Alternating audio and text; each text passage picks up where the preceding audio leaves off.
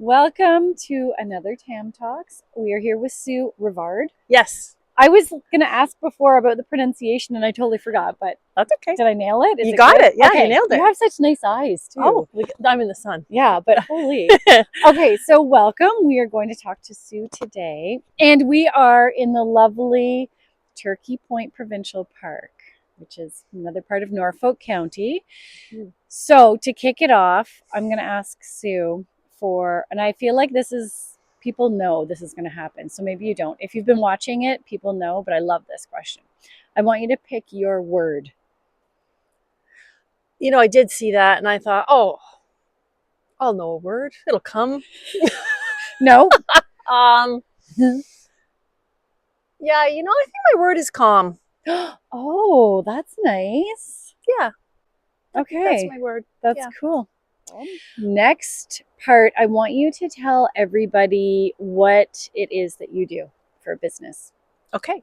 So I have a company called Reveal Coaching, and I'm fortunate enough to spend my days helping people to really navigate through life's troubles and transitions. Can be anything really. Like I was working with a girl yesterday around like she had no idea what to pick for, university. So we did that. Cool. Wow. It's kind of like a little bit of everything. I also work with some corporate clients around leadership coaching, and then just it could be really to I think for me it's helping people to live their best life and embrace whatever it is they want to do. Oh, that's amazing. Okay, I'm going to keep you there and I'm going to stay here. So I want to know what it is that you usually do on these trails that you told me, but I want you to sample it. So that's why I was like, go back a little bit so that you can go this way. Okay. And while you're doing that, maybe you can tell people why you do that. Okay. It's going to be like patting your head and rubbing your stomach, Yes, like it is. Yes, it is. Okay. Okay, so maybe go back to Go back a little farther? Yeah, and then you can come up this way. Okay. And then as you're going, you can tell us Okay. why it is that you do this. Okay, you And tell maybe me go about here. when you want me to go. Go now. Okay, so this is what I do. I travel with my friends to keep my mind clear. Oh, that's awesome. Okay, I would like to know what made you get into coaching. So my background is in teaching and in human resources. Oh. And I'm always the person that people come to. Yes. And always, wanting to help them. But coaching is always it's about asking really good questions. Absolutely. And not giving somebody else the answer. Yeah. So I loved that. So I wanted to be able to help people get to their own decision. Yeah. So I took my coaching certification when I was still working, knowing that I thought maybe that would be something I would do once I retired. Oh, that's cool. So if you had to guess at one of your past lives, what would you think you were or did or any of that? Yeah, obviously I'm a forest wizard. Like I'm a forest fairy. Like somebody told me that actually once. They were like, oh, you were in the forest. I see you with all the potions and all the things and the healing, and you lived in the forest, which is so weird because I love the forest. And I feel like it's all connected, right? It's all connected. And I feel like when someone, have you ever done like a past life regression? No, what is that? Oh my gosh, it's so fun. It's like you do it with a person who leads you through, like who's certified in it. So my Reiki teacher and like meditation teacher, anyways, she does them. And so we did it via Zoom, but it's almost like a guided meditation and it walks you through. So there were two other friends and I, and then so your eyes are closed and then she kind of talks you through. So then you get visions of it and you can pull up and see what you were. Right. I want to know what your favorite place to visit is. Like in the world or anywhere? Anywhere. Yeah. Could be your backyard. Yeah. You know what? We did Killarney Provincial Park this year. Ooh. We'd never been. It was on the list for like 20 years. That's here in Ontario, right? Yeah. Okay. Northern Ontario. Yeah. Really far. It's like, I'm from North Bay. I should probably know, but yeah. But it's up there, right? Really far. Yeah. And I kind of think that's got to be one of my favorite places. It was so stunning. Huh. Yeah, it had all the things. It had the water and the trees and the rocks. Did you see And I bears? saw an owl. Oh, I love owls. Yeah. And then, yeah, that's Yeah. really cool. So Okay. it's one of my favorite places now, I think. Jen, tell me about your family. So I have 2 boys. Mhm. They travel the world. So cool. Yeah, one is home right now, one is not. Yep. They're 20, what are they, 25 and 27? Yeah, they're my keepers. They keep me aligned, they take care of me. I have a lovely husband, 32 years married. Wow, congratulations. Thank you. That's amazing. That's so cool to hear. Yeah, there's lots of life lessons rolled up into that, right? Absolutely. We have 2 poodles, Ooh. a standard and a toy.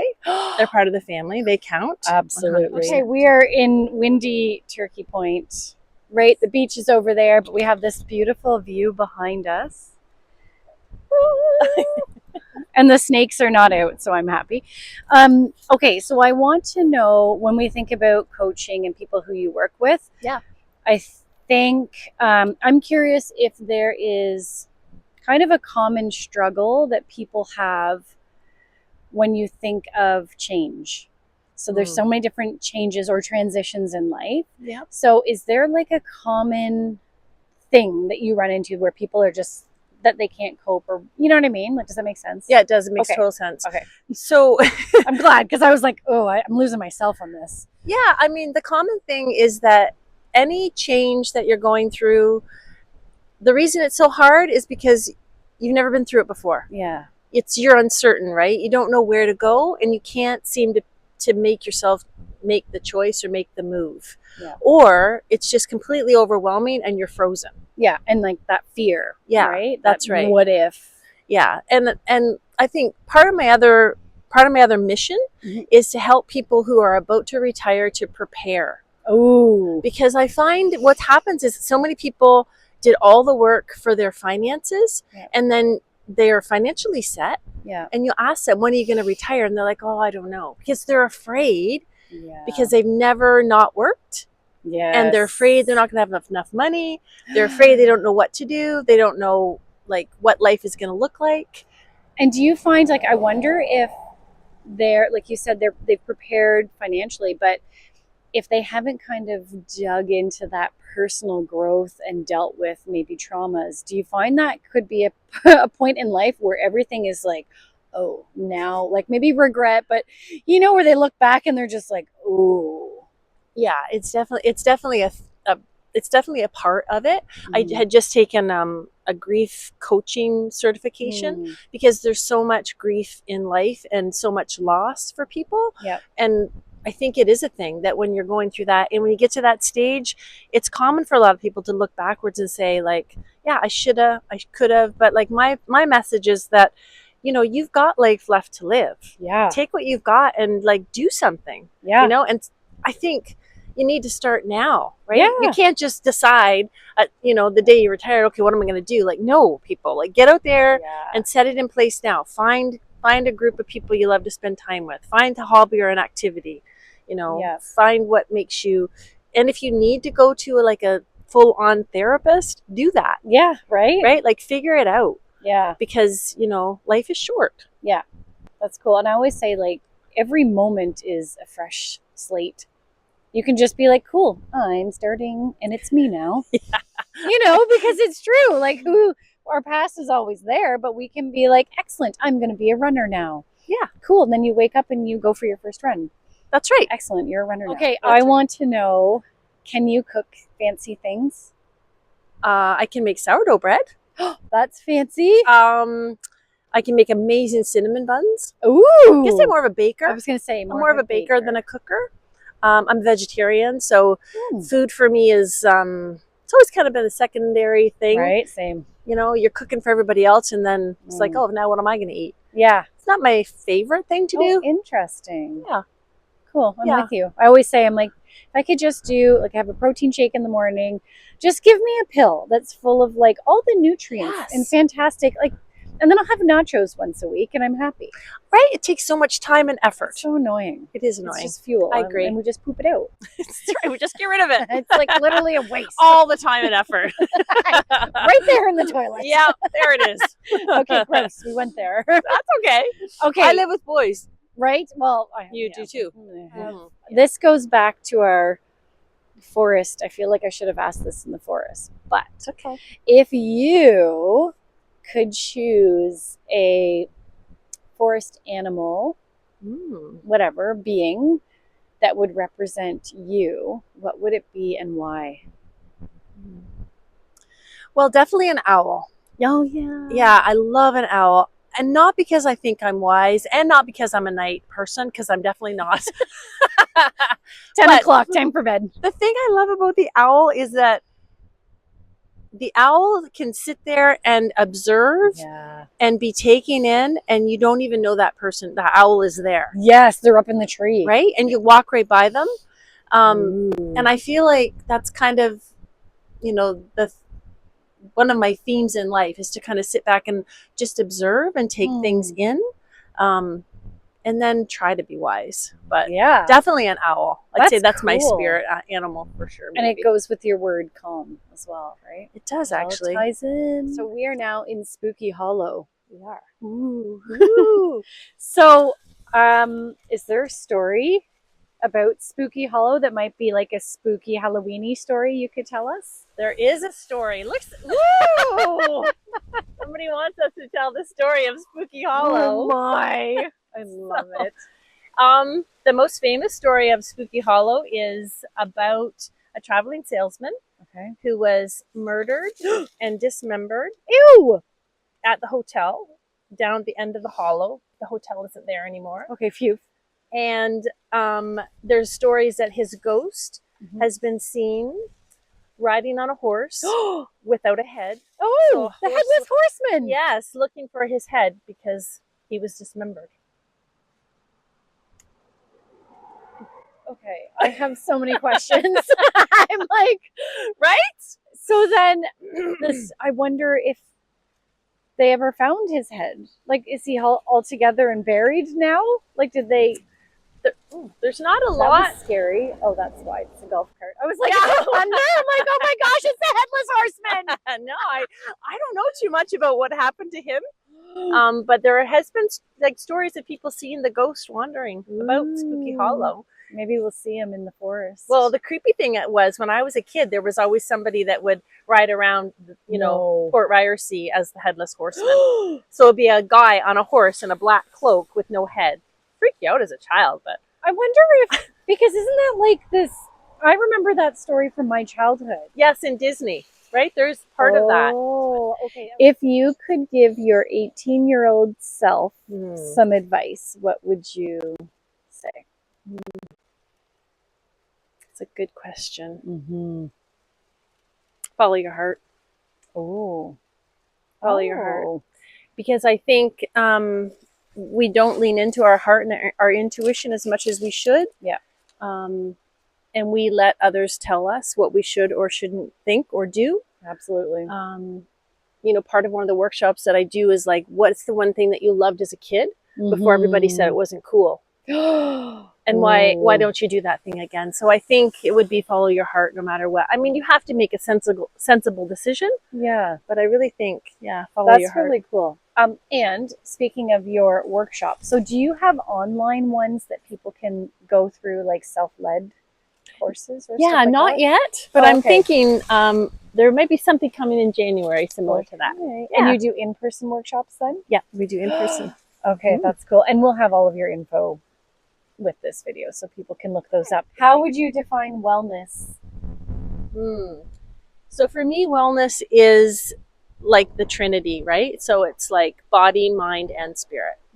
That's full wellness. So it has to be, you know, you can live a healthy lifestyle and eat all the right foods and exercise, but if your mindset isn't where it should be, you're not going to feel whole. Yeah. You're not going to feel well. Yeah. That's a great, I like that. If you were to explain the difference between coaching and counseling, what would you say are kind of those major differences? Yeah, it's a good question. I mean, people can also be in therapy or in counseling and seek out a coach. Yeah. I often work with people who are doing both. Um, but coaching is really, I like to look at it from this perspective of we're at a point and we want to know, how do we move forward? Yes. What are the things to make us go up and forward? Yeah. Usually when you're in therapy or some sort of with a counselor, you're often looking at, why am I this way? What's happened previously to where I am, and how do I cope with what's happened? Yes. Which can be helpful to move you forward. But in coaching, we don't necessarily go backwards. Yes. We may touch on it, but we're more interested in, here we are, this is where we're stuck, and how do we get up and out of it? Yeah. And you're ready, right? Yeah. Like you're ready now to make the move. Yes. You may not know where to go, but you know you're ready. Yeah. So that's a very good point. Hey, we have made it to the speed round. We're going to blow away here. Yeah, it's very windy. It's flip-flops or winter boots? Flip-flops. Right? Without question. Okay. Who would pick winter boots? A lot of people. Oh, okay. Well, love to those people. They need to find a counselor. Have you ever climbed a mountain? Well, I've climbed some pretty big cliffs. Ooh. Like in Killarney there, we did the crack. Yes. It's pretty hard. You I did know the crack? I did the crack. Yes. And you're still standing. Yes, I am. Yeah. Okay. Now we have to do this one. Now that you're talking about cracks. Okay, let it rip. Unintended. Absolutely. Long or short? Hey, this fits with your running though. Just saying, we didn't have to go to bad places. Short. No, I don't know. Oh gosh. Okay. Okay. We're just in the gutter now. So, well, you are. I know. I'm always there. That's okay. I have to climb out. Is there anything else that you would love to share with the people watching that you just think they should know or could know about you? I think the thing is, like, life is hard, right?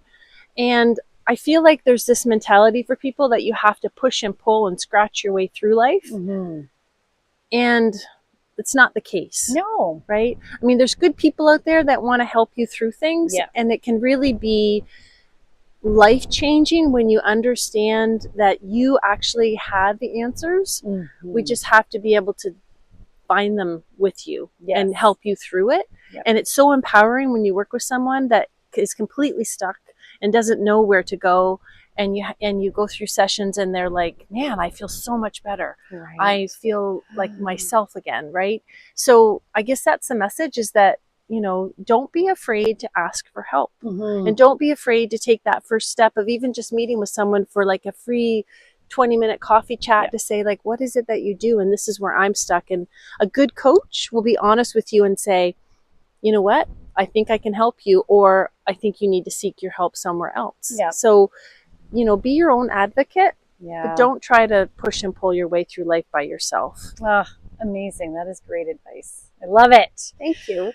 All right. Well, we will wrap up. I thank you so much for being a guest on Tam Talks. Well, thanks for having me. It's been so much fun. So much fun touring around Norfolk County. Beautiful day. Yes. And all of Sue's information is in the description. So reach out and ask her any questions, because I feel like she's that person. If you have questions, ask her.